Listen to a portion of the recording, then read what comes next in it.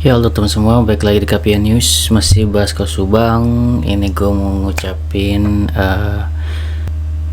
innalillahi wa inna ilaihi rajiun. Telah berpulang ke rahmatullah Pak Edi ya teman-teman, Pak Edi Soekarno, yang kita ketahui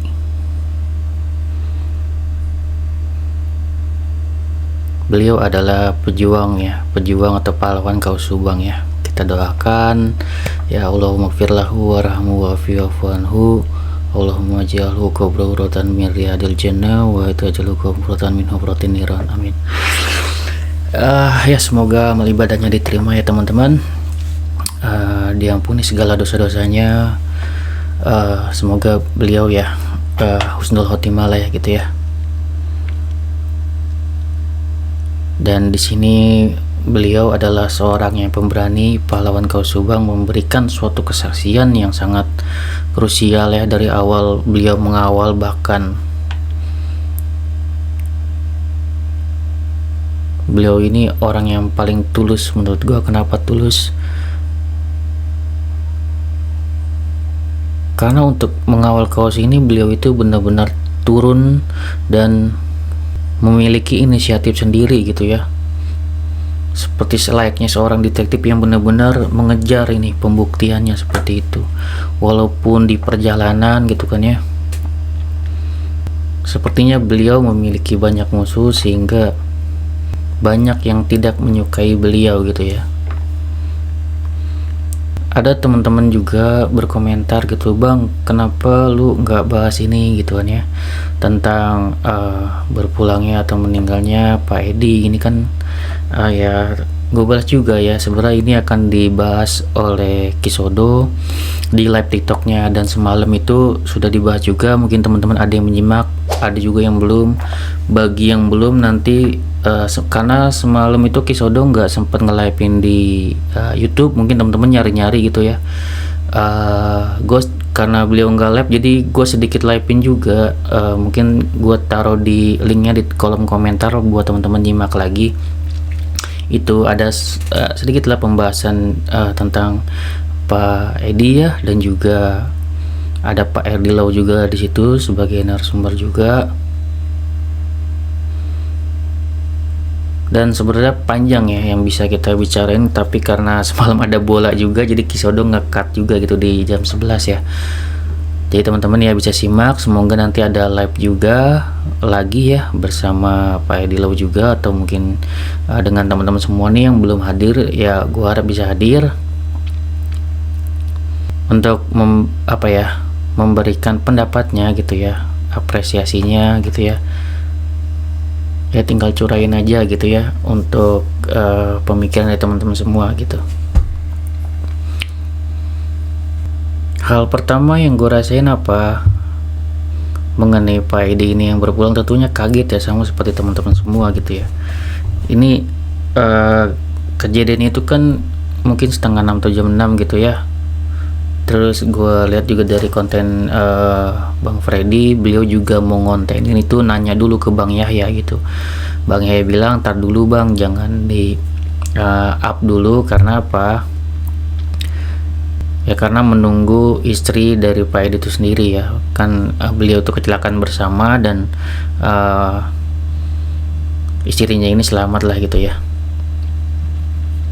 Namun seperti apa secara detailnya ya, makanya itu gue datengin dulu di live TikTok Kisodo gitu. Mungkin ada informasi lebih detail, dan ternyata mungkin ya ada informasi juga ya dari Capuri gitu. Dan Kisodo juga nih masih rancu gitu ya, karena belum ada informasi yang pasti dari pihak keluarga, karena ini kan masih berduka lah gitu ya. Jadi kita sebagai netizen yang ngertiin juga ya. Tapi di sini nanti Kisodo juga memberitahu bahwasanya hari ini beliau mau ya ngedatengin keluarga dari Pak Edi, almarhum Pak Edi. Jadi kita tunggu aja ya, kita berharapnya kan memang ada YouTuber Subang yang hadir gitu kan ya di situ. Namun di sini yang terdekat kan ada mungkin dari Kang Heri kan kayak gitu ya. Namun Kang Herinya sendiri juga kan posisinya ya, posisinya lagi pendidikan jadi tidak bisa, dan diinformasikan juga bahwasannya apa ya, Kang Heri itu sampai nangis ya. Namun itu gua nggak rekam ya, gue belum nge-live, tapi di sini gue informasinya ke teman-teman. Kang Heri itu nelpon Kisodo ya sampai nangis gitu. Karena apa? Karena ada penyesalan gitu. Karena beberapa kali Pak Edi itu menelpon Kang Heri gitu ya, dan itu nggak diangkat, dan ada niat dari Kang Heri untuk menelpon balik, namun lupa gitu ya, tidak menelpon balik. Di situ adalah titik penyesalan Kang Heri ya, sampai beliau nangis-nangis. Karena apa? Karena tidak sempat bicara gitu loh, tidak sempat bicara, dan ya beliau sudah berpulang kan kayak gitu. Menurut gue ya, apa ya, penjelasan kayak gitu bener-bener nyesel biasanya gitu. Kenapa boleh dikata ya,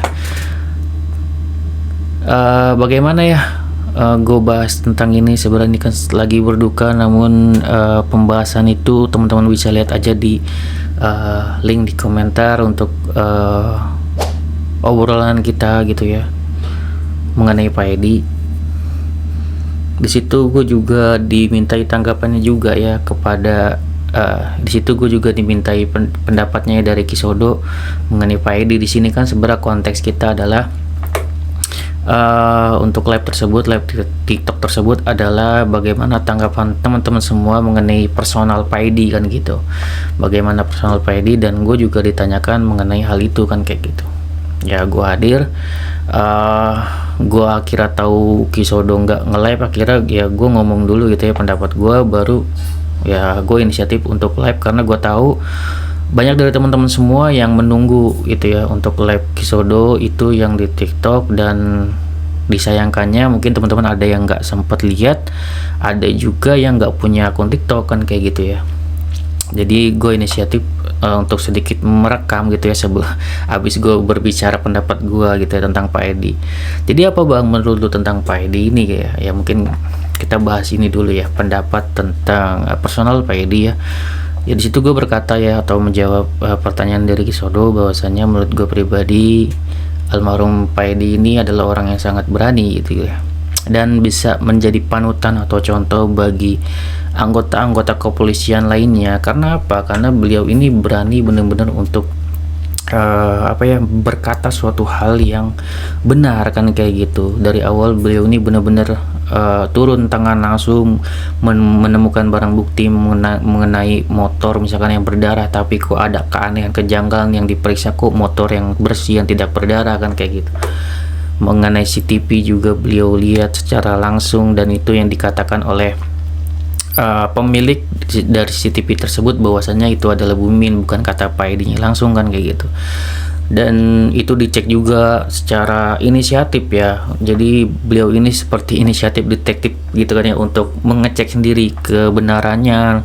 Diceklah dari plat nomor tersebut ke Samsat, dan ternyata itu memang milik dari tersangka kayak gitu. Namun seperti apa gitu kan ya, itu kan seperti apa kebenarannya ya, tentunya ya susah juga nih kita. Makanya gue sangat kaget juga gitu ya dengan kejadian ini gitu ya. Yang gue ingat kemarin kayaknya apa ya, Pak Edi baru ngasih pernyataan ya di, kalau nggak salah di channel Kang Yahya gitu ya. Jadi ini sangat apa ya, tiba-tiba dan mengagetkan gitu. Dan beliau adalah juga orang yang sebagai saksi kunci di Kasus Subang ini gitu. Saya secara personal ya gue beranggapan seperti itu. Beliau adalah orang yang berani dan patut dijadikan contoh untuk anggota kepolisian lainnya, bahwasanya ini loh orang yang seperti ini gitu ya. Ya gue menyampaikan juga di live Kisodo tersebut ada harapan gue di situ ya, selain ya tadi gue menjelaskan tentang pribadi Pak Edi yang sangat luar biasa. Harapan gue adalah kesaksian Pak Edi ini semoga ada yang melanjutkan gitu, semoga dari teman atau rekan kerja beliau dulu gitu kan ya, bisa tergugah hatinya, ingin bisa melanjutkan gitu ya perjuangan dari Pak Edi ini gitu. Kalau kita sebagai netizen nih, gue misalkan sebagai youtuber, Kang Yahya juga sudah berkomitmen, Kang Freddy juga Kisodo, kita sudah sangat tegas gitu kan ya, akan melanjutkan tentunya kita ya perjuangan dari Pak Edi ini gitu. Suara beliau kita akan mensuarakan terus. Tapi ya harapan gue seperti itu ya, semoga ada orang lain yang benar-benar tahu juga tentang kasus ini. Apalagi juga Pak Edi juga pernah bilang bahwasanya kan yang untuk foto tersebut dikirimi ya ke Pak Asep ya, dan juga sangat disayangkan rekan-rekannya ya yang ia kirimi foto tersebut, ia tidak mengakui ya, seolah-olah menutupi gitu untuk kasus ini. Ya itulah ya teman-teman, agak susah juga jika ada orang yang ingin mengungkit kebenaran itu kan, jadi kalau musuhnya adalah oknum kepolisian jadi agak susah gitu. Makanya di sini ya Pak Edi itu pesan terakhirnya seperti itu gitu ya, untuk sering-sering up gitu loh mengenai CCTV tersebut dan segala macam gitu kan ya, yang beliau sudah utarakan gitu. Hal ini sudah diungkapkan juga oleh Kang Yahya, sudah diungkapkan juga oleh Kang Freddy, sudah diungkapkan juga oleh Bang Tovan gitu kan ya. Ya Pak Tovan sendiri pernyataannya seperti itu ya, ada ketakutan dari Pak Edi gitu, bahkan seling berkomunikasi juga dengan Pak Tovan gitu kan ya, mengharapkan ada perlindungan kan seperti itu. Dan di live tersebut juga ada Bu Ayu yang menyatakan hal yang sama gitu ya, bahwasanya sebenarnya dari Pak Edi ini tidak mau banyak speak up karena banyak nanti yang tersinggung gitu. Beliau juga sedang mempertahankan atau menyelamatkan diri sendiri untuk tidak banyak menyinggung, dan beliau akan hadir di persidangan aja gitu. Itu beliau sudah wanti-wanti gitu, takut terjadi apa-apa gitu dengan beliau juga gitu. Beliau ada kekhawatiran. Mungkin kekecewaan dari teman-teman semua adalah mengapa beliau tidak dilindungi LPSK segala macam gitu ya. Ya kalau kepolisian sudah pasti melindungi para saksi ya teman-teman. Namun sepertinya masih kurang gitu kan ya. Karena apa? Ya karena ada kekhawatiran beliau tuh ngerasa diikutin segala macam gitu. Namun bagaimana Bang tentang meninggalnya beliau ini, apakah benar-benar wajar atau enggak, ataukah ada indikasi kejanggalan kan gitu dalam tanda kutip gitu ya. Sebenarnya itu juga dibahas di live TikTok tersebut, teman-teman tinggal nonton aja, linknya di bawah di kolom komentar. Itu bahkan Pak Edi Lau sendiri juga ya 70% juga ada ngerasa ada kejanggalan gitu. Dan mungkin dari teman-teman semua juga ngerasa seperti hal yang sama gitu ya. Di situ juga namun ada penjelasan juga mungkin dari Ki Sodo ya, bahwasanya ada informasi bahwasanya ini serangan jantung gitu ya, kemudian ya oleng gitu, sedang naik motor kemudian terjatuh gitu.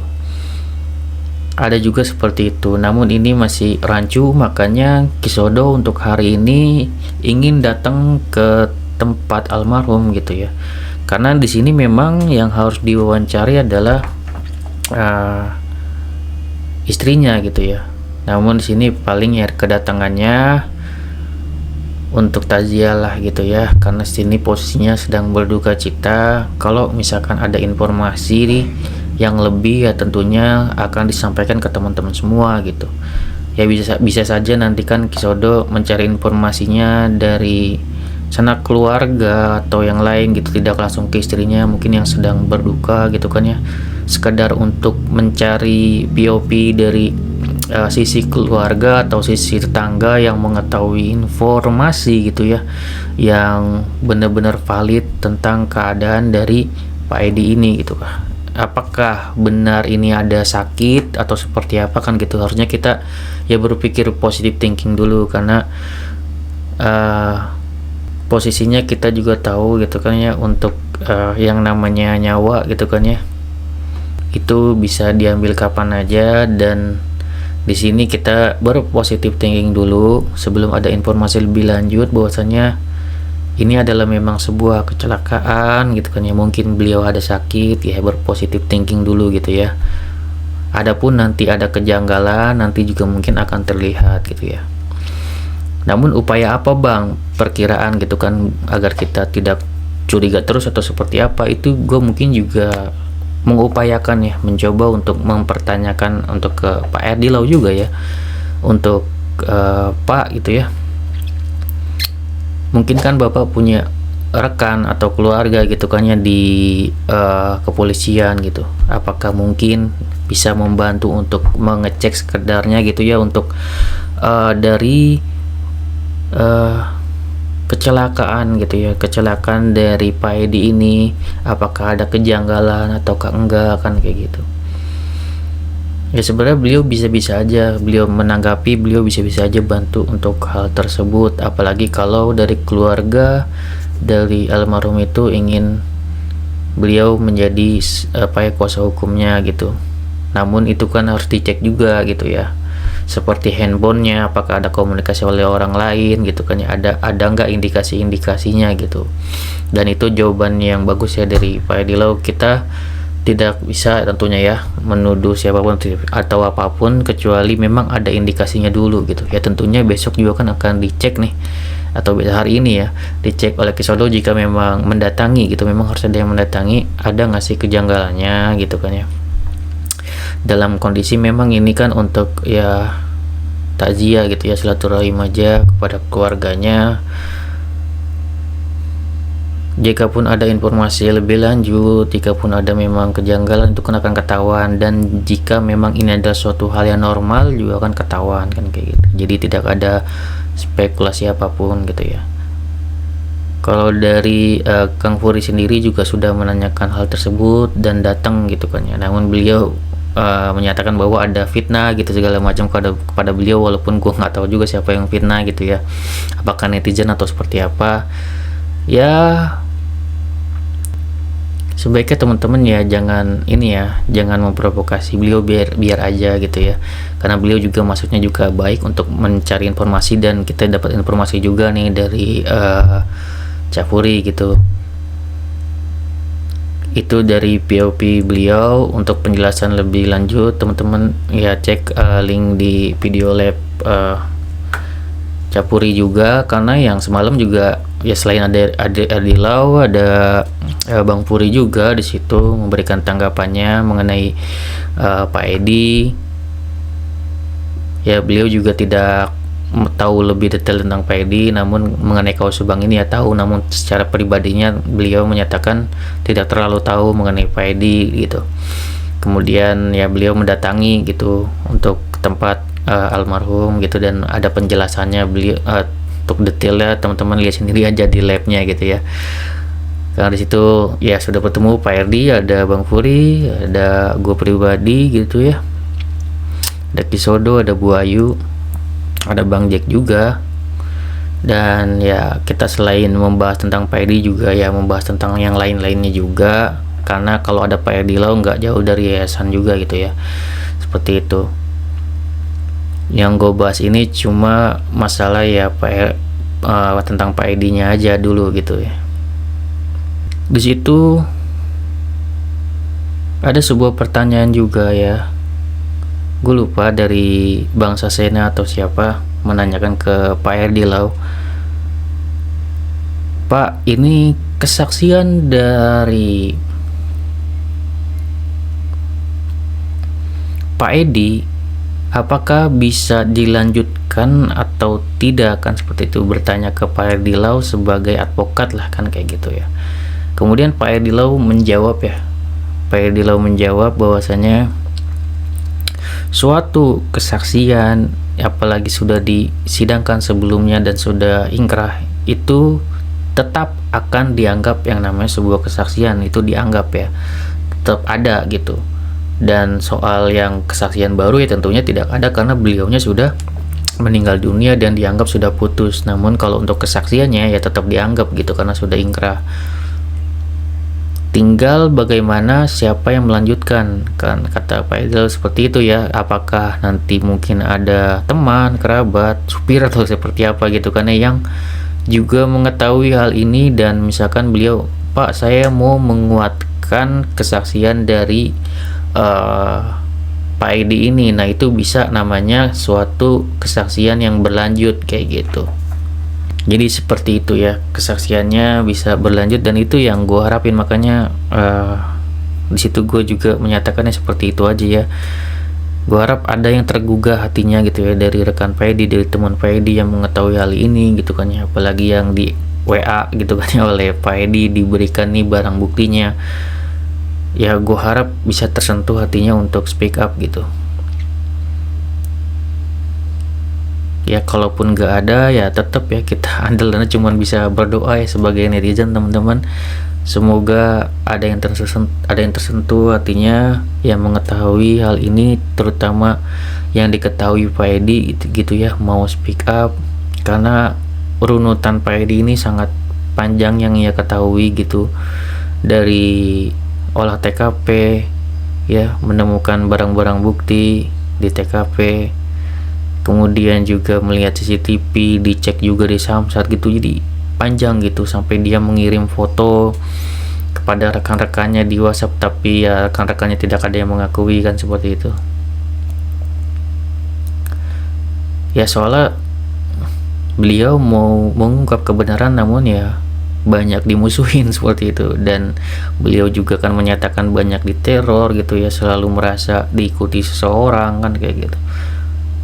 Itu yang membuat teman-teman semua sangat wajar dan normal untuk mencurigai gitu, karena terakhir berkomunikasi dengan Pak Taufan juga seperti itu gitu. Ada rasa nggak aman, ada rasa ya ada yang mengikuti, itu kan membuat kecurigaan gitu ya.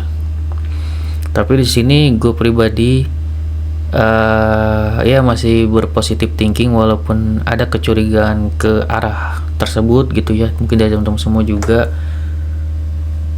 ya, sebelum ada yang namanya petunjuk-petunjuk memang arahnya ke situ ya, kita berpositif thinking dulu.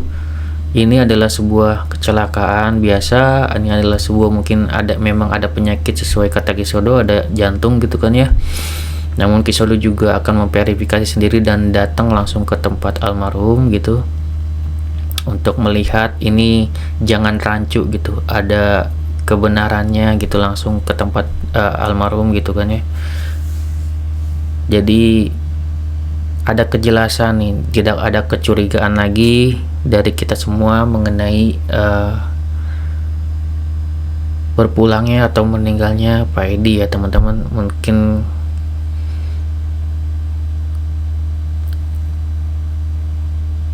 ya mungkin nanti jika keadaannya sudah tenang, keadaannya sudah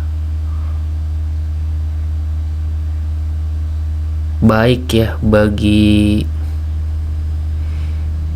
istri Pak Edi yang juga ikut di situ kan, merasakan ada kecelakaan itu kan, beliau sebenarnya yang bisa menjawab gitu, adakah kejanggalan atau enggak gitu, baik sebelum kejadian ataupun sesudah gitu. Namun untuk sekarang ini gitu ya, tentunya tidak mungkin juga gitu menanyakan langsung di mana beliau sedang berduka kan seperti itu. Nanti dikala beliau sudah bisa tenang dan berbicara gitu, jika memang berkenan baru ya dipersilakan gitu. Namun jika beliau menolak atau tidak mau untuk memberikan pernyataan pun ya tidak apa-apa gitu ya, karena ini kan hak dari beliau gitu. Kalau dari para netizen sih sebenarnya hanya ingin kepastian informasi aja gitu ya, apa yang dialami Pak Edi itu apakah ini benar-benar ada suatu normal sebuah kecelakaan, ataukah beliau memang ada sakit gitu. kemudian bisa terjatuh gitu. Sebenarnya hanya itu aja sih yang diharapkan netizen, adalah suatu informasi yang pasti gitu ya. Ya, suatu kewajaran jika teman-teman mencurigai hal ini, namun ya kita santai-santai aja ya, jangan sampai kita sebagai netizen menuduh segala macam kan, seperti itu. Kecuali nanti ada informasi yang benar-benar datanya valid gitu ya, itu baru kita nanti bicarakan ya. Oke, segitu ya video dari gua, semoga bermanfaat. Semoga Pak Edi tenang di sana, kita semua para pengawal Subang ikut berduka cita, dan semoga perjuangan Pak Edi ini bisa kita lanjutkan ya teman-teman. Oke, segitu video dari gua, semoga bermanfaat. Wassalamualaikum warahmatullahi wabarakatuh. Sinas teman-teman.